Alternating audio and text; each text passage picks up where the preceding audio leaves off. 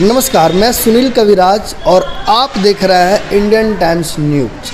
अभी की हम बात करें तो खासकर हिंदू और मुसलमान को लेकर मैं विवाद नहीं करना चाहता और ना ही इस संबंध में मैं कुछ कहना चाहता हूँ। ये वीडियो बनाने का मुख्य उद्देश्य सिर्फ जागरूकता फैलाना, जो सच्चाई है उसको बयां करना, क्योंकि महाराष्ट्र के राज ठाकरे भी आकर इस विषय पे बोल चुके हैं, आप लोगों को पता ही होगा। और उसी चीज़ को लेकर हम आज परिचर्चा करेंगे।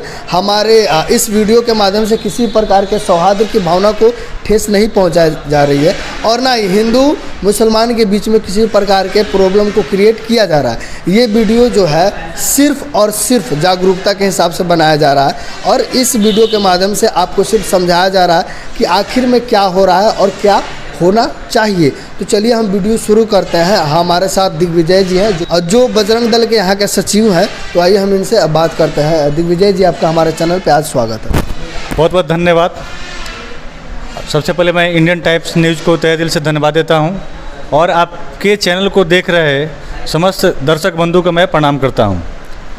हम सभी को पता है कि राज ठाकरे के द्वारा, जो महाराष्ट्र के काफ़ी लोकप्रिय नेता हैं, उनके द्वारा अनजान को लेकर एक प्रतिक्रिया दी है और उन्होंने अल्टीमेटम दिया है कि 3 मई तक देश के मस्जिदों से लाउड स्पीकर को हटा दिया जाए। अगर वे लोग ऐसा नहीं करते हैं तो हम भी उसके जवाब में अपने अपने मंदिरों से हनुमान चालीसा का पाठ करेंगे। साथियों, सबसे बड़ा चीज़ है कि जो अनजान का विवाद है, चूँकि अनजान के बारे में तो मुस्लिम लोग जानते हैं अनजान क्या है, लेकिन मैं इस वीडियो के माध्यम से उन तमाम हिंदू भाइयों को, उन गैर मुस्लिम भाइयों को इस वीडियो के माध्यम से मैं अनजान की जो सच्चाई है उससे रूबरू कराना चाहता हूँ। चूँकि जब तक आप किसी विषय को नहीं जानेंगे तब तक आप ईमानदारी पूर्वक, तटस्थ पूर्वक उस पर आप अपना निर्णय नहीं दे सकते हैं। चूँकि आप अज्ञानता के कारण आप राज ठाकरे को गलत भी समझ सकते हैं, या हम भी अनजान को लेकर जो अपना विरोध जता रहे हैं आप हमें भी गलत समझ सकते हैं। तो इसलिए मैं चाहता हूं कि इस वीडियो के माध्यम से पहले आप अनजान का मतलब समझिए कि अनजान दरअसल है क्या। तो मैं अनजान के बारे में बतला देता हूं। अनजान का मतलब हुआ कि बुलावा, यानी मस्जिदों के माध्यम से जो 5 बार अनजान दी जाती है, ये मुल्ला और मौलवी लोग लाउड स्पीकर के माध्यम से अनजान इसलिए बोलते हैं ताकि मुस्लिमों को बुलाया जाए मस्जिद में नमाज करने के लिए। यहाँ पर गलती क्या होती है, जो हमारे हिंदू भाई हैं उन्हें क्या लगता है कि नमाज के माध्यम से वो लोग पूजा कर रहे हैं, प्रार्थना कर रहे हैं। वो प्रार्थना नहीं है, वो बुलाया जाता है। आप आमंत्रण दे रहे हैं कि आप मेरे यहाँ आइए। आपत्ति हमें ये है कि आप अपने लोगों को बुला रहे हैं तो उसके बदले में हमें दुख क्यों पहुँचा रहे हैं। आप बुलाइए। आप आज के डेट में जिस तरह आप वाद्य यंत्र का इस्तेमाल कर रहे हैं, लाउड स्पीकर का इस्तेमाल कर रहे हैं, अभी सबके हाथ में मोबाइल है, सब चीज़ है। आप जैसे चाहें आप मैसेज के माध्यम से ही बुला सकते हैं। आप किसी को दुख देकर दूसरे किसी को नहीं बुला सकते हैं। इसलिए अनजान कहीं से भी प्रार्थना नहीं है। अनजान एक संदेश है अपने लोगों को बुलाने के लिए। दूसरी बात, अनजान जब होती है तो बहुत सारे हमारे हिंदू भाइयों को यह पता नहीं है कि आखिर अनजान है क्या। दिग्विजय जी, ऐसा मतलब सुनने में आया है कि हिंदू लोगों में जो प्रार्थना की जाती है वो हिंदी भाषा में होता है, क्रिश्चियन भाइयों में जो प्रार्थना की जाती है वो इंग्लिश में होता है, पंजाबी भाइयों में जो प्रार्थना की जाती है वो पंजाबी में होता है, लेकिन मुसलमान भाइयों में जो प्रार्थना की जाती है, अजान दी जाती है, वो उर्दू में होता है। हिंदी, इंग्लिश, पंजाबी सभी लोगों को समझ में आ जाता है, लेकिन उर्दू उन्हीं लोगों को समझ आता है जो उर्दू पढ़ चुके हैं या जो मुसलमान भाई हैं। बाकी लोगों को पता नहीं है कि अजान का अर्थ क्या है, उसका उर्दू में जो बोला जाता है उसका मतलब कि क्या कहा जाता है, मतलब क्या होता है। अब मैंने सुना है कि आपने कुछ कुरान वगैरह भी पढ़ा है और मुसलमान भाइयों को जो किताबें होती है, पाक किताबें होती है, उसका आपको कुछ नॉलेज है। तो थोड़ा सा हमें बताइए और दर्शकों को बताइए कि आखिर अनजान का जो है अर्थ क्या होता है पूरा। बहुत महत्वपूर्ण सवाल आप किए हैं। मुझे लगता है कि अपने देश के 97% हिंदुओं को पता नहीं होगा कि आखिर अनजान है क्या। बहुत सारे हमारे हिंदू भाई अनजान को भी पूजा ही समझ लेते हैं, प्रार्थना ही समझ लेते हैं और उन्हें भी उसके प्रति कृतज्ञ हो जाते हैं, जबकि ऐसा कुछ है नहीं। मैं सबसे पहले बतला दूं आपके दर्शकों को कि अनजान का अर्थ होता है बुलावा, यानी संदेश, यानी अपने लोगों को बुलाना है नमाज करने के लिए। यह कोई प्रार्थना नहीं है, कोई पूजा नहीं है, सिर्फ एक मैसेज है अपने मुस्लिम लोगों को मस्जिद में बुलाने के लिए कि तुम आओ नमाज पढ़ो। दूसरी बात है कि मैं जो अनजान मस्जिद के माध्यम से दी जाती है, चूँकि विषय भी वही है, अनजान को लेकर ही है, मतलब कि जो विवाद छिड़ा हुआ है, और हम चाहते हैं कि पूरे देशवासियों को यह अनजान का अर्थ जो मस्जिदों में 5 बार दी जाती है वह सभी को बता दिया जाए, ताकि सबको पता चल जाए। जो सच्चाई है उसको सबके सामने प्रस्तुत करना उचित मैं मानता हूँ। तो इसलिए मैं पहले अनजान दोहराऊँगा और उसके बाद उसका अर्थ दोहराऊँगा। सबसे पहले ये लोग अनजान में बोलते क्या हैं? अल्लाहु अकबर, अल्लाहु अकबर, इसको 2 बार बोलते हैं। तो इसका अर्थ क्या हुआ? अल्लाह सबसे बड़ा है। चलिए मानते हैं कि भाई आपके लिए बड़ा है तो बड़ा मान सकते हैं, मेरे लिए बड़ा नहीं है। अशहुदु अल्लाह इलाहा इल्लल्लाह, इसको 2 बार बोलते हैं। तो इसका अर्थ क्या हुआ कि मैं गवाही देता हूँ कि अल्लाह के सिवा कोई पूज्य उपास्य नहीं है। देखिए यहीं से आक्रोश फैल रहा है। भाई आप अपने अल्लाह को बड़ा मानिए, हमें कोई आपत्ति नहीं है, लेकिन यह मत कहिए कि अल्लाह के सिवा कोई पूज्य उपास्य नहीं है, मतलब कि अल्लाह के अलावा कोई पूजा करने लायक नहीं है, यह गलत है।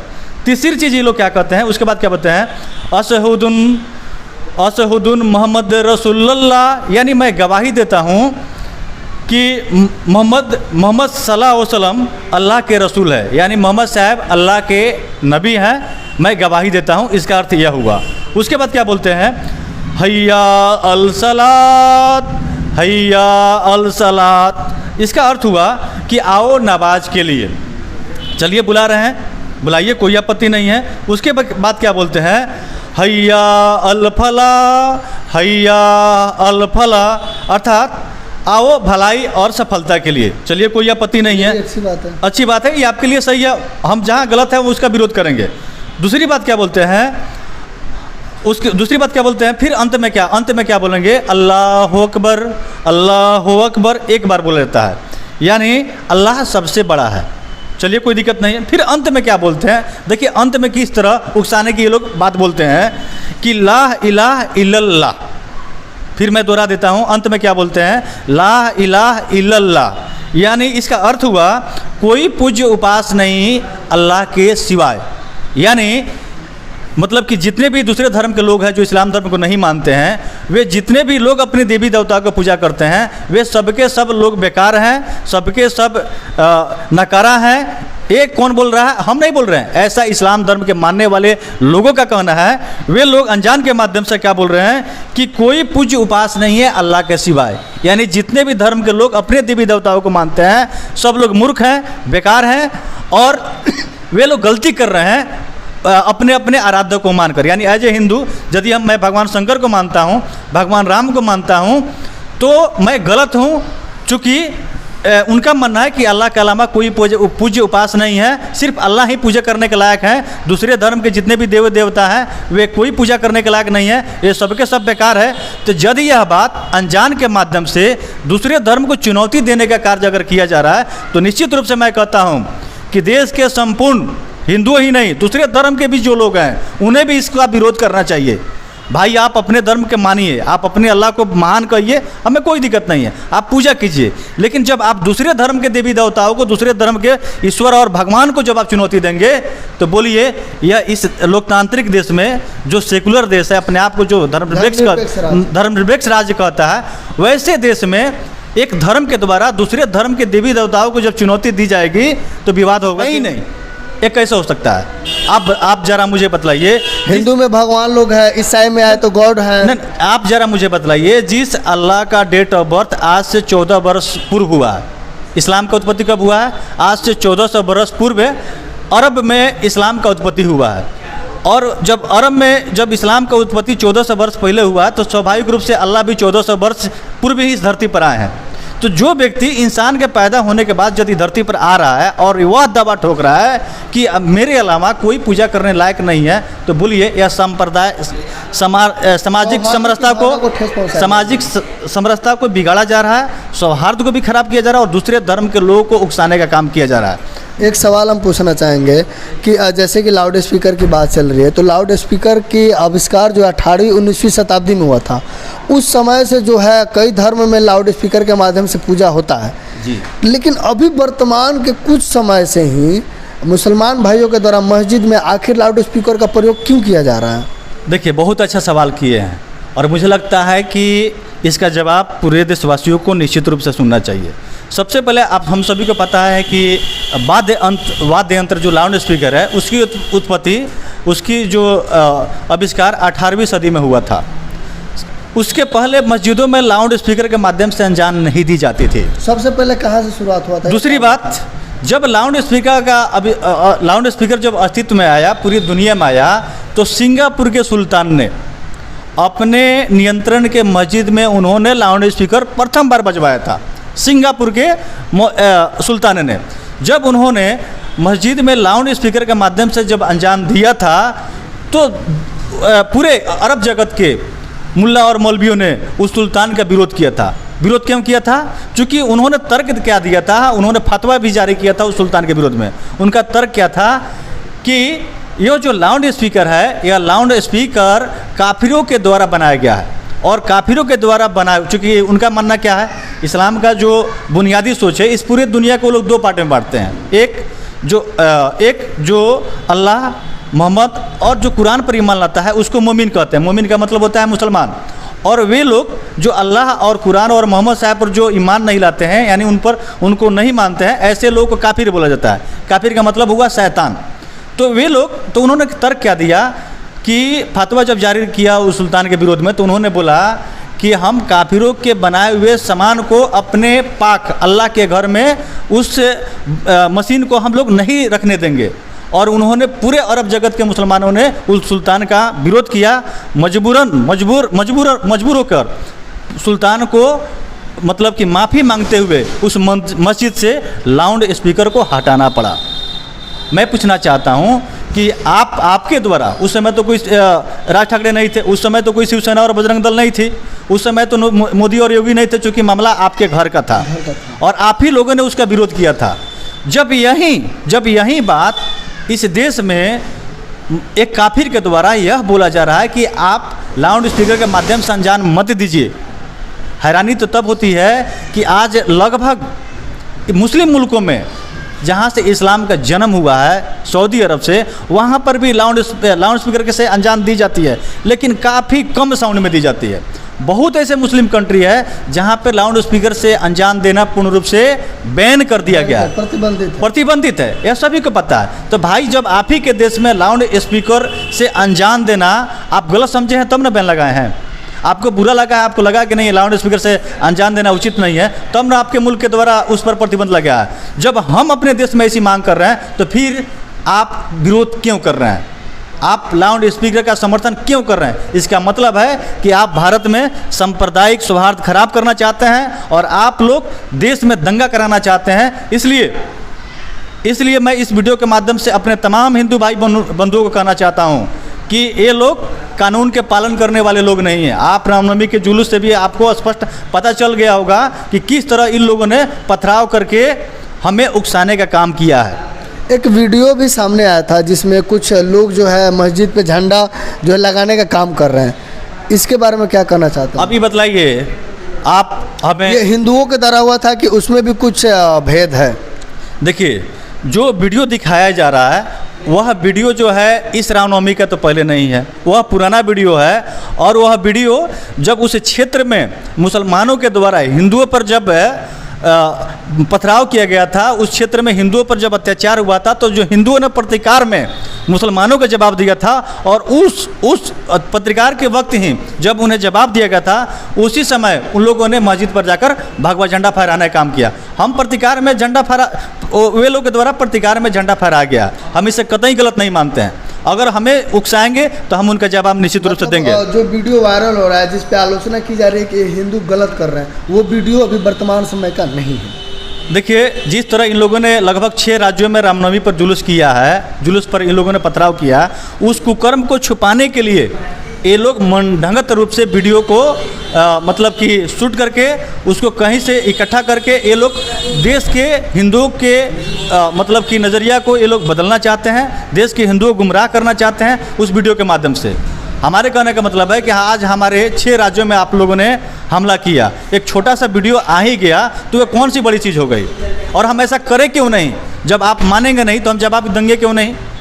हमारा अधिकार है जवाब देना आपको। और आप इसी तरह रामनवमी पर पत्र जलाते रहेंगे तो कोई भी भारत का मस्जिद अब सुरक्षित नहीं रह सकता, या मैं बोल रहा हूँ। और आप देखिएगा कि अगली बार रामनवमी के जुलूस में पूरे देश में क्या होने वाला है, किस तरह आज 50,000 जहाँ पर आने वाले लोग आज 2 लाख की संख्या में आएंगे।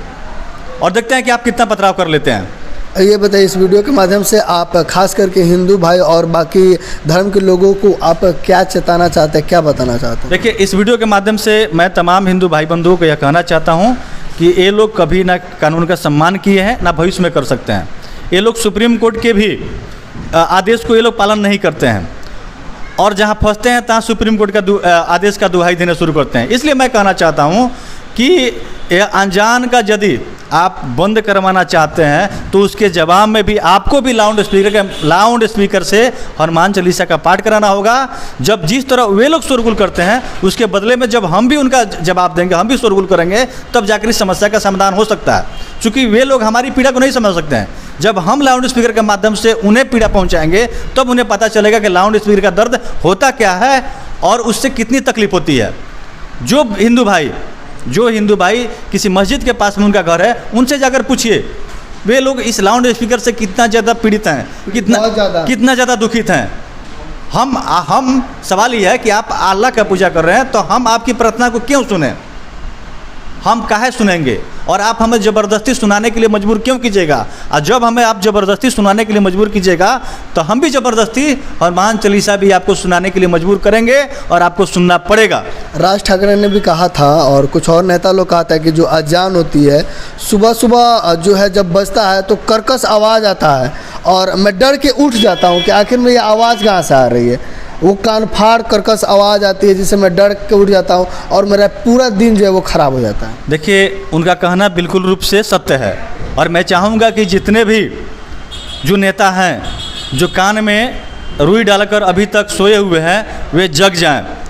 हम सिर्फ राज ठाकरे के जिम्मे या कार्य छोड़ देंगे तो राज ठाकरे से अकेले काम संभव नहीं है। यह लड़ाई सभी हिंदुओं को लड़नी होगी और सभी को राज ठाकरे बनना होगा और हम सभी को मिलकर अनजान को बंद कराना होगा। रही सवाल, आपने जो सवाल किया है कि यदि वह प्रार्थना रहती तो हम भी मानते कि चलिए आप प्रार्थना कर रहे हैं तो हम थोड़ा देर डिस्टर्ब ही सही, हम उसको एक्सेप्ट कर लेते। लेकिन वह अनजान प्रार्थना नहीं है, वह आप दूसरे धर्म को चुनौती दे रहे हैं और अपने धार्मिक एजेंडाओं को फैला रहे हैं। तो जब आप लाउड स्पीकर से अपने धार्मिक एजेंडाओं को फैलाइएगा तो हम शिकार क्यों होंगे? हम अपना धार्मिक अधिकारों का अतिक्रमण आपसे क्यों होने देंगे? हम क्यों नपुंसक की तरह आपके हर निर्णय को मानेंगे? हम भी आपको जवाब देंगे और हम भी आपको दिखा देंगे कि हम क्या हैं और आप क्या हैं और कैसे आपको अनजान बंद करनी होगी, यह हम अच्छी तरह से जानते हैं। चलिए, बहुत बहुत धन्यवाद। तो दोस्तों, आप देख रहे थे हमारे साथ दिग्विजय जी हैं जिन्होंने जो है अभी के माहौल को लेकर अपना विचार रखा है। ये इनका मतलब कोई मत नहीं है कि किसी प्रकार के सौहार्द भावना को जो है ठेस पहुंचाया जाए, क्योंकि राज ठाकरे जी जो खुल के सामने आ रहे हैं उसी चर्चा पे जो है आज बात हुई है। दिग्विजय जी के माध्यम से भी जो है जागरूकता फैलाई जा रही है, खास करके बाकी और धर्म के लोगों के बीच में जो है जागरूकता फैलाई जा रही है। तो आप ज़रूर कमेंट करके हमें बताइएगा कि क्या उचित है क्या अनुचित है, आप हमें कमेंट करके जरूर बताइएगा। बाकी दिग्विजय जी, हमारे चैनल पे आपने समय दिया इसके लिए बहुत बहुत धन्यवाद। आपके दर्शकों को भी बहुत बहुत धन्यवाद जिन्होंने अपना कीमती समय निकालकर इस वीडियो को देख रहे हैं, उन्हें भी तहे दिल से धन्यवाद। चलिए दोस्तों, तो हम विदा लेते हैं। बाकी आप हमारे चैनल पर बने रहिए। कैमरामैन भैया जी के साथ मैं सुनील कविराज और आप देख रहे हैं इंडियन टाइम्स न्यूज़। जय हिंद।